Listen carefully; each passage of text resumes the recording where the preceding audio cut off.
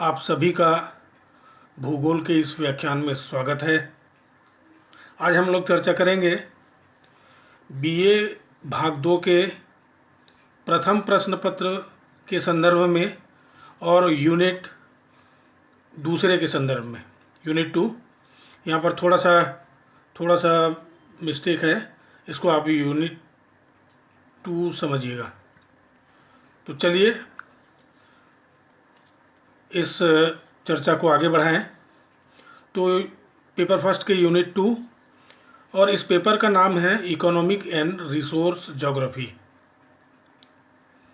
इस साल आपको ये पेपर पढ़ना है। ये जो पाठ्यक्रम है, सिलेबस, वो बिल्कुल नया है, अभी अभी जारी हुआ है और आपको पाठ्यक्रम आपके ग्रुप में डाल दिया गया है। तो एक बार थोड़ा सा टैली कर लेंगे, उसके बाद आगे बढ़ते हैं। बशर्ते आप ये मानिएगा, ये यूनिट 2 की चर्चा हम लोग कर रहे हैं। चलिए, welcome. BA part 2 paper first economic and resource geography. Paper code है 0187। यूनिट जो 3 लिखा है, ये इसको आप यूनिट 2 मानिएगा जस्ट नाउ।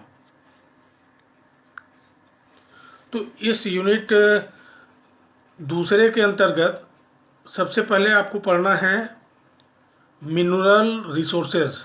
मैं आज आपको यूनिट को डिस्क्राइब कर रहा हूँ। तो मिनरल रिसोर्स और मिनरल रिसोर्स के अंतर्गत 2 खनिजों के बारे में डिटेल में आपको पढ़ना है। पहला तो है, जब हम मिनरल रिसोर्स की बात करते हैं तो मिनरल रिसोर्स क्या है, खनिज किसे कहा जाता है और खनिज के कितने प्रकार होते हैं, खनिज और चट्टानों में क्या संबंध होता है। जैसा कि आप सभी जानते हैं कि चट्टान 3 प्रकार के होते हैं और ये जो 3 प्रकार के चट्टान हैं, ये क्रमशः अवसादी, आग्नेय और कायांतरित चट्टान। तो ये चट्टानों के हिसाब से जो खनिज है, कौन कौन सा खनिज किस किस चट्टान में पाया जाता है, इसके बारे में आपको डिटेल में बताया जाएगा अगले वीडियो में। आग्नेय चट्टान के अंतर्गत या उसमें किस प्रकार के खनिज मिलते हैं और कायांतरित में किस प्रकार के खनिज पाए जाते हैं। उसके बाद इस मिनरल रिसोर्स के अंतर्गत हम लोग चर्चा करेंगे कि जो जितने खनिज हैं उसका विश्व में वितरण कैसा है, कितना कहाँ से प्रोडक्शन हो रहा है और किस देश में या किस महाद्वीप में खनिजों का भंडारण कितना है, उसके संदर्भ में हम लोग बात करेंगे जब ये चैप्टर चालू करेंगे। तो इसमें मिनरल रिसोर्स में आपको 2 चीज़ें पढ़नी हैं, एक आयरन ओर और ये आयरन ओर लौह अयस्क जिसको कहते हैं, और दूसरा बॉक्साइट। जब आप आयरन ओर का अध्ययन करेंगे, आपको ये पूरा डिटेल में बताया जाएगा। तो आपको ये बताया जाएगा कि जो लौह अयस्क है वो कितने प्रकार का होता है, ये लौह अयस्क कितने प्रकार का होता है। आप सभी जानते हैं मैग्नेटाइट, हेमेटाइट, लिमोनाइट और सिडरेराइट, ये 4 प्रकार के होते हैं। और ये इस प्रकारों का जो निर्धारण है वो उसमें आयरन की मात्रा कितनी है, कितना % है, उस हिसाब से होता है। इसके बाद इसी आयरन ओर में आपको बताया जाएगा कि ऐसे कौन कौन से देश हैं जहां ये लौह अयस्क प्राप्त होता है, किस मात्रा में वो प्रोडक्शन करते हैं, उस देश के किस क्षेत्र में लौह खनन होता है या आयरन ओर की माइंस हैं। तो ये देखा गया है दुनिया में 85% जो लौह अयस्क है वो अमेरिका, फ्रांस, रसिया, इंग्लैंड और स्वीडन से मिलता है। एशिया की बात करेंगे तो एशिया में रसिया, चाइना, जापान और इंडिया, ये 4 बड़े देश हैं आयरन के उत्खनन करने के मामले में। तो इस प्रकार कंट्री वाइज और कॉन्टिनेंटल वाइज, महाद्वीपों के अनुसार उस महाद्वीप में कितने सारे देश किस प्रकार का उत्पादन करते हैं, किस मात्रा में उत्पादन करते हैं इसका अध्ययन किया जाएगा। और लौ अयस्क का जो विश्व व्यापार है वो किस प्रकार का है, जिन देशों के पास लौ अयस्क नहीं है वो किन देशों से मंगाते हैं और किस मात्रा में मंगाते हैं, इसके बारे में आपको बहुत विस्तृत जानकारी दी जाएगी। अगला जो है बॉक्साइट। बॉक्साइट डोमिनेंट रिसोर्स नहीं है, लेकिन बहुत इम्पोर्टेंट रिसोर्स ज़रूर है। तो बॉक्साइट के बारे में आपको पढ़ाया जाएगा या लेक्चर के साथ इसका PDF आपको प्रोवाइड कर दिया जाएगा। आगे चलते हैं। इसके बाद क्रमशः जो मुख्य रिसोर्स है उसमें आता है पावर रिसोर्सेज। जो पावर रिसोर्सेज हैं, पावर रिसोर्स के अंतर्गत आपको 3 चीज़ों का अध्ययन करना होगा: कोयले का, पेट्रोलियम का और हाइड्रो इलेक्ट्रिसिटी। वर्ल्ड में ये जो 3 संसाधन हैं, कोल, पेट्रोलियम और हाइड्रो इलेक्ट्रिसिटी, ये शक्ति के संसाधन के रूप में विख्यात हैं। जब आप कोयले का अध्ययन करेंगे,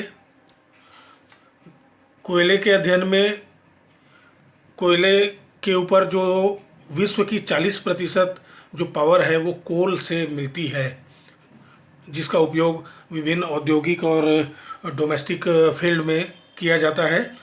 तो इसके अंतर्गत हम अध्ययन करेंगे कि भाई कोयला है तो कितने प्रकार का कोयला पाया जाता है।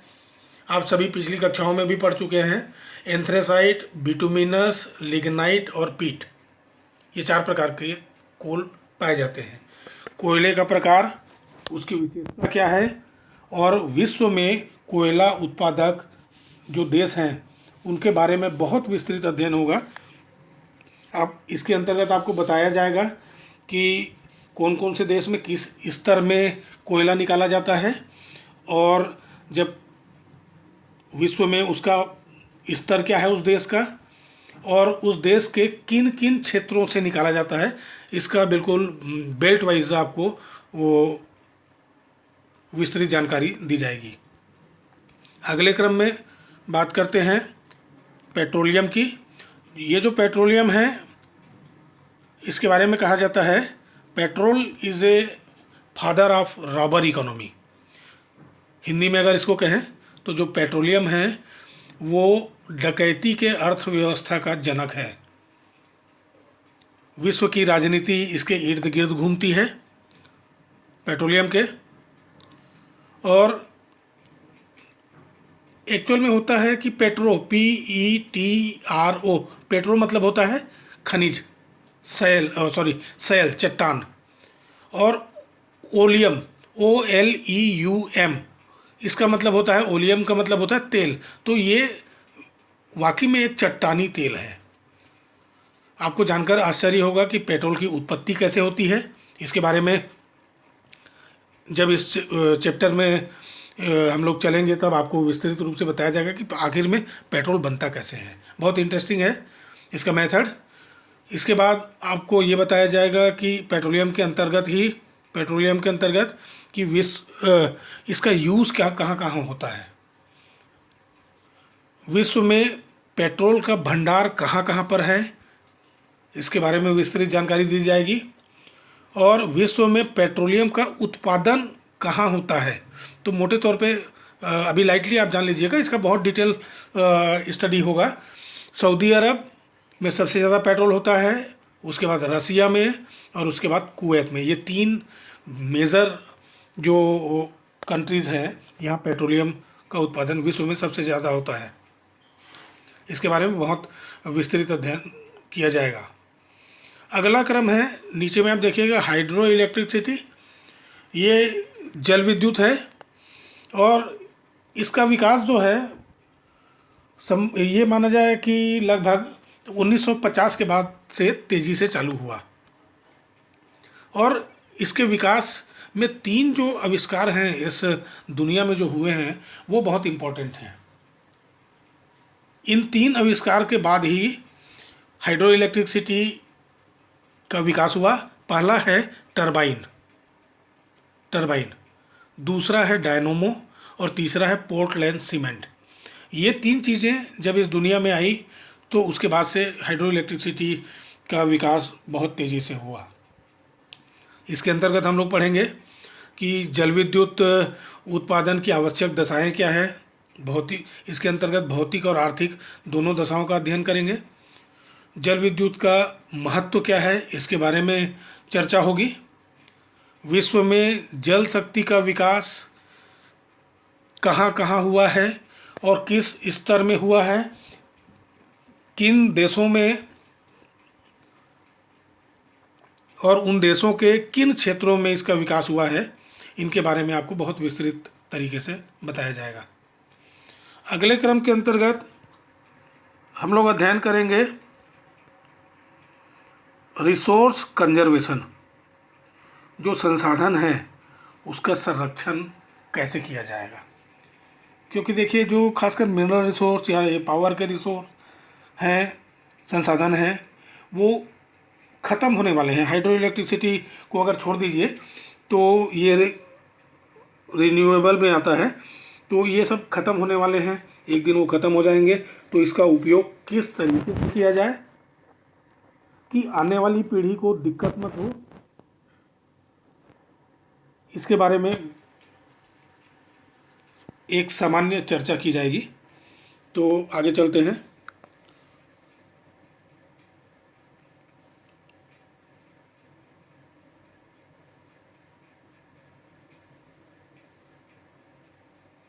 Principal crops. प्रिंसिपल क्रॉप्स का आशय होता है प्रतिनिधि फसलें। इसके अंतर्गत ये चार जो फसल है, इसके बारे में देखेंगे। ग्लोबल लेवल में हमारा सिनारियो ग्लोबल लेवल में होगा, वैश्विक परिदृश्य में इसका अध्ययन होगा। सबसे पहले जो मुख्य क्रॉप है, दुनिया का जो खाद्य है, सबसे ज़्यादा देशों में इसकी खेती होती है, वो है गेहूँ। गेहूँ के संदर्भ में जब बात होगी प्रिंसिपल क्रॉप के अंतर्गत, तब हम चर्चा करेंगे। और एक बात जान के आपको आश्चर्य होगा कि 5000 साल से पहले से ये गेहूं की खेती हो रही है चाइना और भारत में। तो जो गेहूं है उसके उत्पादन के लिए भौगोलिक दशाएं कैसी होनी चाहिए, कैसा वातावरण होना चाहिए, तो इसके अंतर्गत जलवायु कितनी कैसे रहेगी, तापमान कितना होना चाहिए, बोते समय कितना होना चाहिए, पौधे के बढ़ते समय कितना होना चाहिए, और उसके पकते समय या कटाई के समय कितना होना चाहिए, टेम्परेचर। इसके बाद वर्षा का अध्ययन करेंगे और किस प्रकार की मिट्टी में गेहूँ अच्छा पैदा होता है उसके बारे में चर्चा करेंगे। उसके बाद हम लोग अध्ययन करेंगे विश्व के गेहूँ उत्पादक देश कौन कौन से हैं। कॉन्टिनेंटल बेस में होगा, महाद्वीपों के हिसाब से कि अमेरिका महाद्वीप में किस किस देश में पाया जाता है और कितना वहाँ उसकी खेती होती है, और विश्व के उत्पादन में कौन सा स्थान रखता है उसके बारे में, और किन किन क्षेत्रों में खेती होती है, इनके बारे में बहुत विस्तृत आपको जानकारी दी जाएगी। सामान्य रूप से चाइना में सबसे ज़्यादा गेहूँ होता है, 17% दुनिया के उत्पादन का। उसके बाद क्रम आता है भारत का। भारत 12% विश्व के 12% गेहूँ का उत्पादन करता है, और अमेरिका 10% गेहूँ का उत्पादक देश है। दूसरे क्रम में हम अध्ययन करेंगे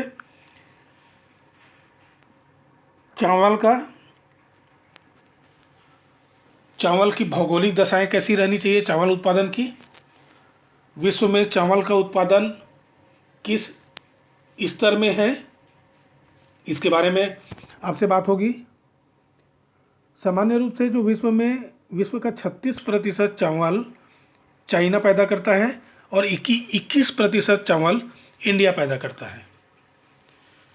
तो महाद्वीपों के अनुसार उस महाद्वीप में कौन कौन से देश और उस देश के किन क्षेत्रों में चावल पैदा अधिक होता है उसके बारे में बहुत विस्तृत अध्ययन किया जाएगा, आपको जानकारी दी जाएगी।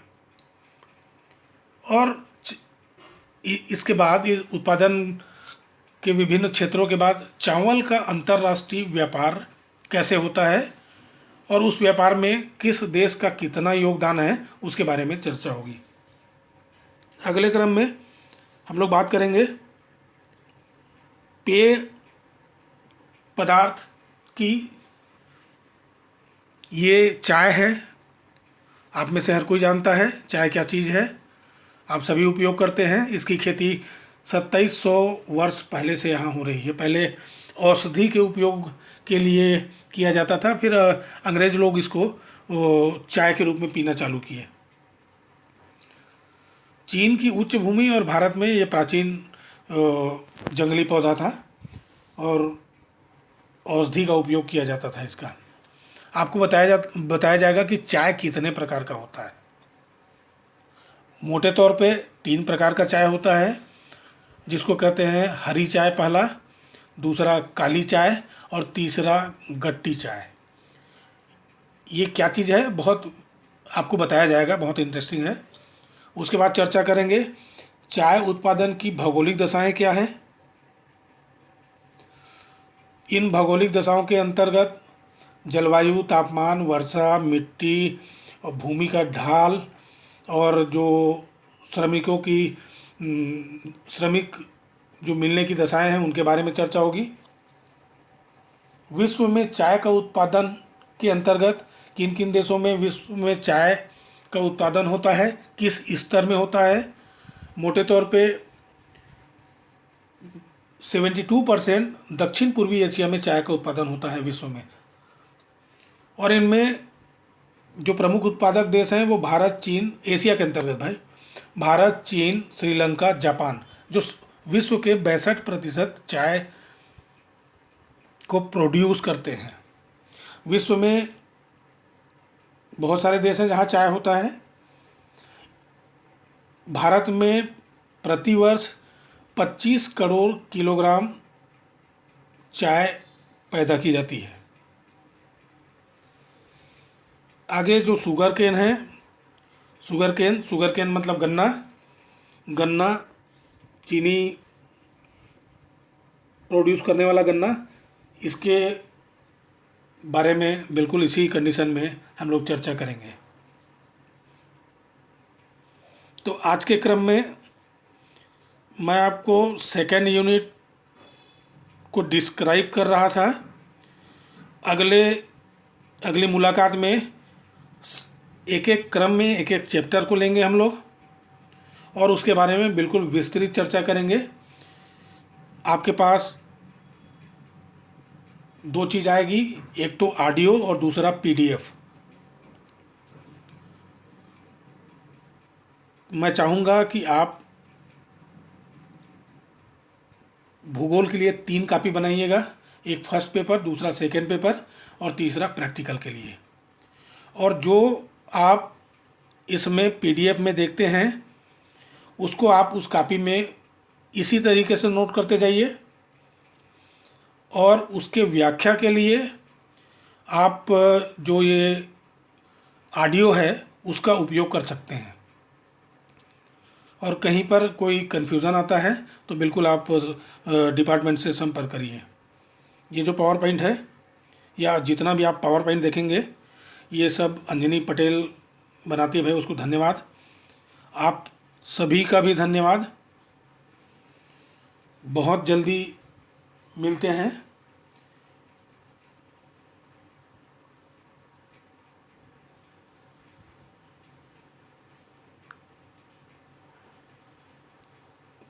मिनरल रिसोर्स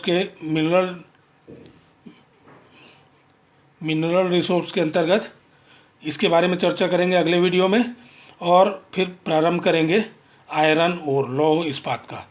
तो ये दोनों अगले वीडियो में आपको इसके बारे में अगला वीडियो होगा। बहुत जल्द मिलते हैं। आप सभी का पुनः धन्यवाद। Goodbye. Thank you all of you. Okay.